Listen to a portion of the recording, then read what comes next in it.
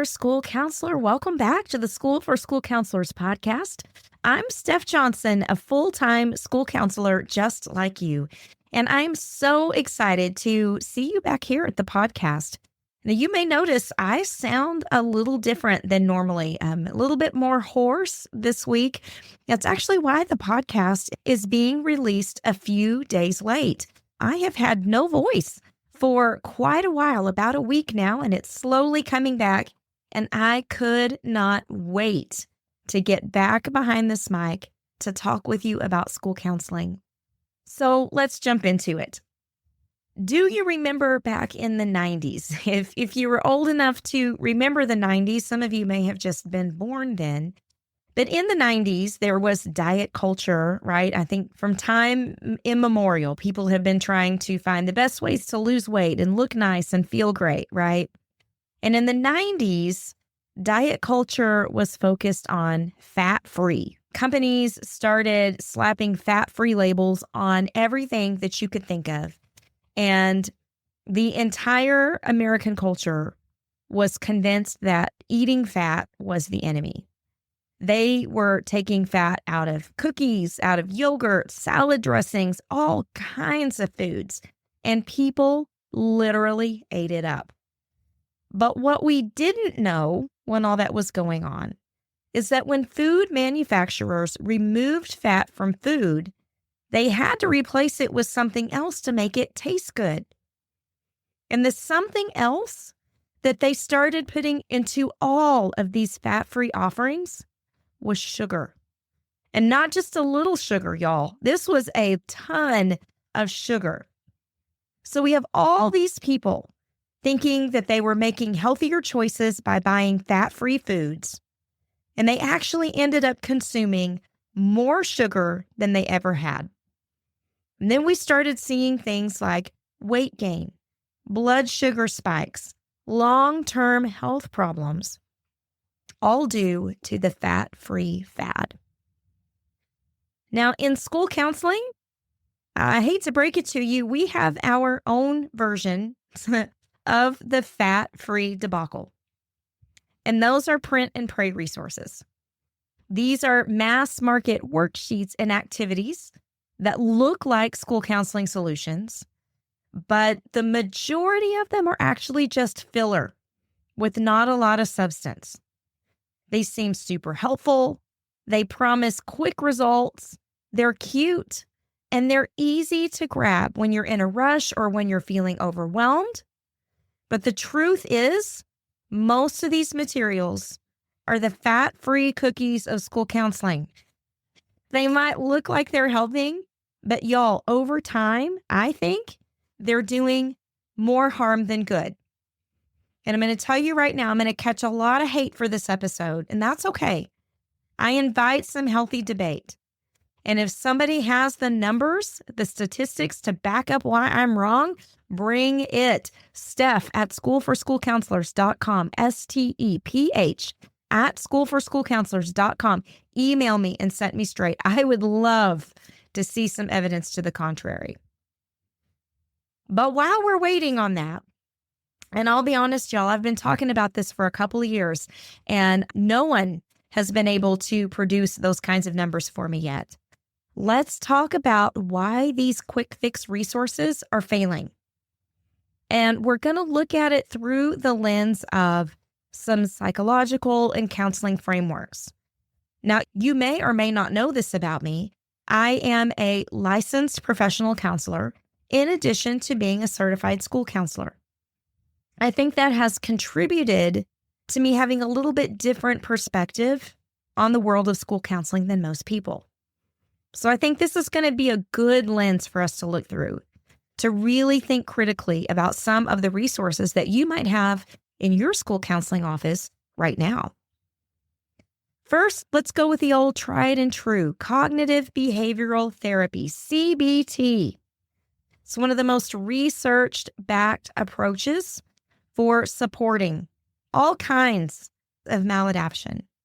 Students with anxiety, depression, behavior issues, CBT is going to be recommended, and it works because it has structure. It guides students, and we're going to be talking about students throughout this conversation. And we know this will apply to a broader counseling context, right? But for the purposes of this conversation, you're going to hear me say students. CBT is going to help our students recognize their negative thought patterns. It's going to help them challenge those negative thoughts and replace them with healthier ones. And while we see a lot of resources that claim to follow a CBT framework, they really don't. And this is the thing that really just kind of sticks in my craw about this whole thing, is that we are so quick to toss out these labels of evidence-based or standards aligned. And nobody really takes the time to look past the label, kind of like the fat-free thing. Most of the printable resources that you download do not follow a true CBT structure. They might have an isolated worksheet on changing negative thoughts, but they're not scaffolding those skills over time. And y'all, we know through our counseling training, change takes time, it takes intention, and it takes repetition. Handing a kid a thought replacement worksheet isn't going to magically change the way they see their problems. It's just not realistic. And yet, we keep printing these things out. We keep making stacks and stacks of copies of this kind of stuff and handing it out to the kids and then wondering why they're not working. Are you starting to see maybe why I haven't been able to get any action data from anybody on any of these printable resources? Because it's not there. Let's look through another lens. Let's talk about behaviorism. Behavioral psychology tells us that reinforcement strengthens behavior. Again, we're back to intentionality, time, and repetition. One single worksheet about changing a thought or utilizing a coping skill, whatever the conversation is about, is kind of like going to the gym once and expecting to walk out with abs of steel. It's not going to happen. It takes repeated visits. It takes repeated effort and reinforcement over time. A one and done worksheet doesn't do that. It's just a piece of paper. And again, like those fat-free foods we were talking about, didn't actually make people healthier. They just made them feel like they were eating healthier. These worksheets are doing the same thing. They're not actually helping students build the skills they need. They're just making it look like they are. Do you see why I keep coming back to this theme on the podcast? Because we are charged ethically and morally with trying to do our best to support students. And a lot of these materials are missing the mark. Let's think about it through the lens of trauma-informed care. We know from, let's think, Bessel van der Kolk, right? The Body Keeps the Score. You've probably heard of that book. And lots of other people who have studied and lectured and trained therapists and counselors in trauma-informed care. They've all told us trauma affects the way the brain develops. It affects executive functioning skills. It affects a student's ability to regulate their emotions. So again, can we hand them a worksheet? If we know that they have a trauma history and expect this worksheet to do some good, I don't think so. It's going to be missing some of the deeper work that these kids need. It's going to be negating the relationship building before we expect the behavior change. It's not providing those safe, consistent interventions that signal safety and relationship to students. Trauma-informed approaches are intentional. They are layered. They work over time. No worksheet can replicate that. No PowerPoint game is going to do it. No craft is going to hit that mark.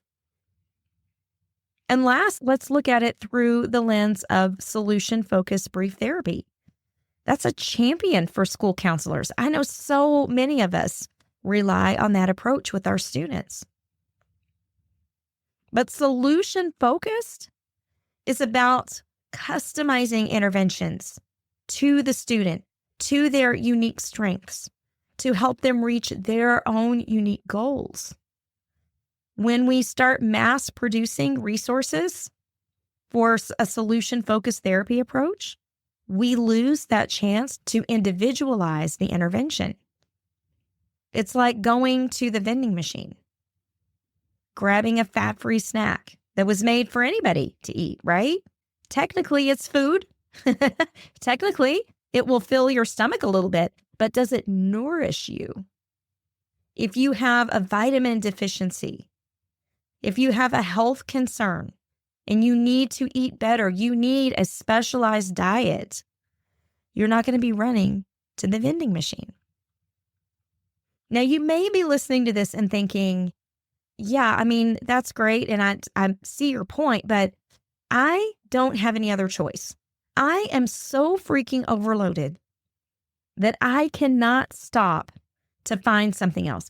I don't have the time, right? Some of you are scheduled as glorified SEL teachers. You're not even counseling kids so much as you are sitting in a classroom seeing rotations of students come through while you teach social emotional lessons. And that's a travesty. I think it is a gross misuse of our expertise and training. That's a whole other podcast. And I want you to know that I get it. Sometimes you don't have time for these deep dive interventions.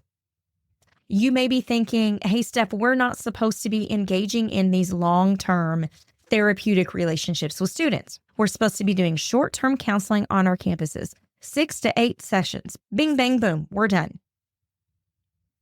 But we still need to be looking at the mechanisms of what makes this stuff work. As we're talking through these lenses of cognitive behavior therapy, behaviorism, trauma-informed care, solution-focused brief therapy, that doesn't necessarily mean we're providing therapy. We need to be informed. We need to be building our fluency about why counseling works. A lot of school counselors graduate from grad school, they sign up for their teachers pay teachers account, and then they forget all the stuff they learned in grad school. We don't want that to happen. So here are some things we can do. And no, I'm not going to tell you to get rid of this stuff cold turkey. I would love it if you did. I think that would be amazing. But I know many of you are not in the position to be able to do that right now. So what can we do instead? First, if you're using a printable, make sure it's part of an actual strategy. A strategy is not printing something and following the directions. That is not a strategy. A strategy is knowing your modality, knowing what point A and point B and point C are, and then aligning one of those printables with the component of that strategy. Does that sound complicated? Maybe.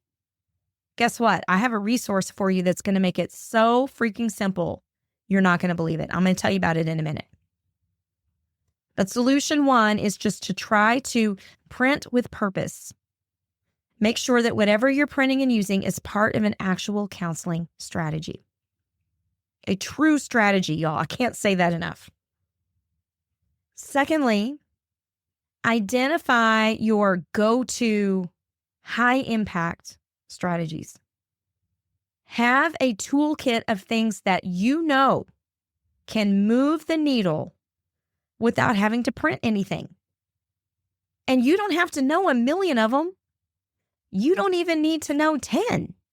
3 or 5 will do the trick. Let me give you some examples. Some of these you may know already. Feel, think, do. That is a CBT strategy.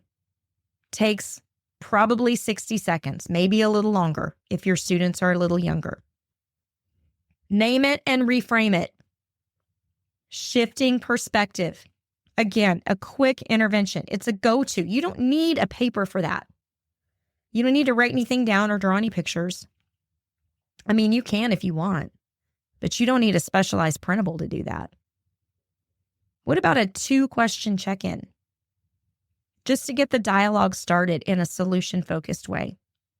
And once you practice with this, it gets so easy. I use this in my school counseling office all the time. Let me give you some examples.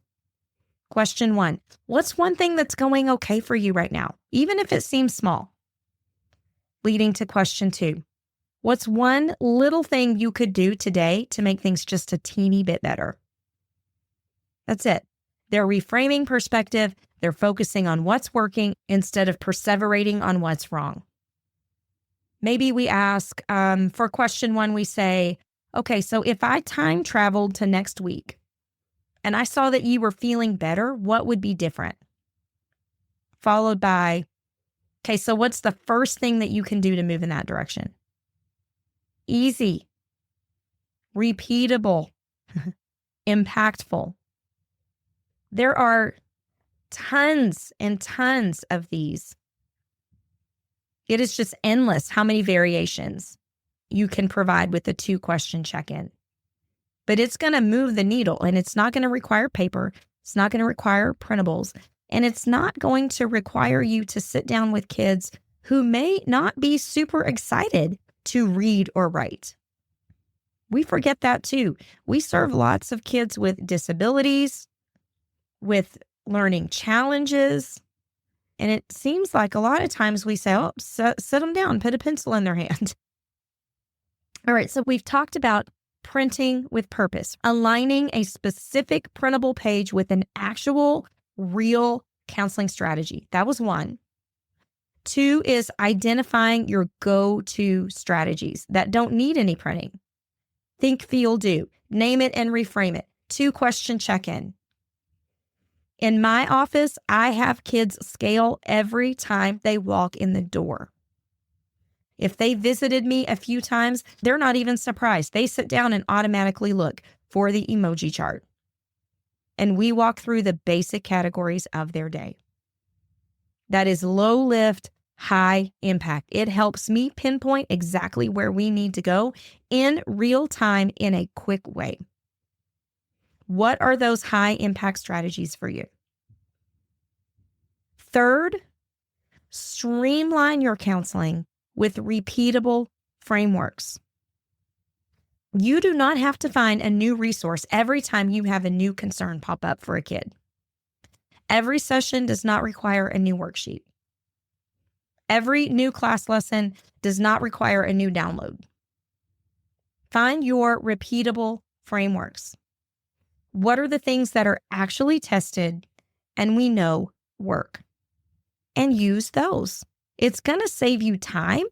It's going to allow you to provide consistent, meaningful support that actually moves the needle, and it's going to be research-backed.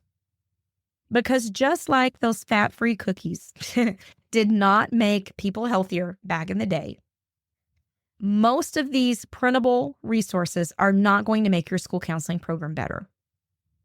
Because your kids don't need more stuff. They don't need to feel like they've just entered a different kind of classroom with a different kind of worksheet and a different kind of activity to do that really sort of feels like what they did in math and science and social studies earlier in the day. They need you. They need your expertise. They need your intentionality, your relationship, and your ability to guide them through challenges as you read their voice tone, their body language, all of those essential skills that you worked so hard in your grad program to cultivate. That's what we should be leaning on, not the printer. And even if you feel like you can't get away from those resources just yet, you can take some of these ideas and start moving in that direction. If this is resonating with you, if you're like, yes, that makes sense, we should be doing more actual research-based interventions. I know that that one isolated change your thoughts worksheet is not going to change much over the long term because I've watched it happen over and over again. It's time for you to elevate your practice. And one great way that you can do that is to come join me in our School for School Counselors Mastermind. We have playbooks built. They are already loaded in our mastermind library with the blueprint for exactly what I am talking about. We have playbooks for anxiety, school refusal, behavior intervention, executive functioning. We have all kinds of playbooks in there, and not a ding dang one of them requires you to print out a worksheet for anybody. It doesn't require a PowerPoint game. It doesn't require any of that stuff other than you and your expertise and your ability to listen and inspire change. This is where the good stuff is, y'all. If you're ready to move past the vending machine school counseling and you want to become a true expert in your craft, you want to become an authority not only on your campus, but in your school district, where people call you and they say, I know you know your stuff. Can you consult with me? That's a cool feeling when somebody calls you and asks you that. Can you advise me? What would you do? Or your principal walks up and says, hey, these teachers are having trouble with this kid. I have no idea what to do. Do you have any ideas? And you say, yeah, actually I do. And you just start rolling them off because you've become so fluent in your craft through these repeatable frameworks that you were able to see the patterns where no one else can see them. That's where I want you to be. And that's what we work on each and every week in our School for School Counselors Mastermind. You can find out more at schoolforschoolcounselors.com/mastermind. Would love for you to come join us. But at the end of the day, I really want you to focus on, are you leaning on your counseling resources because they're easy and they're cute? Or are you leaning on them because you know they're actually providing the nourishment that your students need? All right, that was kind of heavy and in your face this week, but I'm doing it with love. And I'm going to be back soon with another episode of the School for School Counselors podcast, hopefully without this raspy, croaky voice. In the meantime, I hope you have the best week ever. Take care, my friend.